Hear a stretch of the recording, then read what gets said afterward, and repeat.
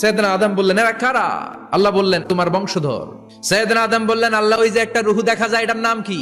এটা তোমার ছেলে দাউদ, সে দুনিয়াতে নবী হয়ে আসবে। সৈয়দনা আদম বললেন, মাবুদ, আমার ছেলে দাউদের কত বছর হায়াত আপনি দিয়েছেন? আল্লাহ বললেন, মাত্র 40 বছর। সৈয়দনা আদম বললেন, মাবুদ, এত ফুটফুটে সুন্দর আমার ছেলে দাউদ, মাত্র 40 বছর দিলেন কেন? আল্লাহ, আপনি বাড়ায় দেন, আল্লাহকে বাড়ানো যাবে না, লেখা হয়ে গেছে। সৈয়দনা আদম বললেন, আমার 1000 বছর থেকে 60 বছর আমি আমার ছেলেরে দিয়ে দিলাম।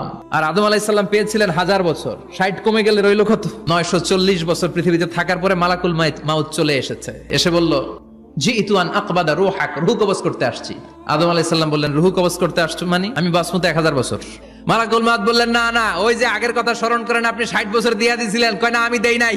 মালাকুল মাউত বলে, আল্লাহ, ঘটনা দেখেন, দিয়া কয় দেই নাই। আল্লাহ কয়, থাক, কথা কইস না, আয়া পর। ভুলে গেছেন উনি। সেদিন থেকে আল কিতাব ওয়া শুহুদ, মানে লিখে রাখার সিস্টেম আর সাক্ষীর সিস্টেম চালু হয়েছে।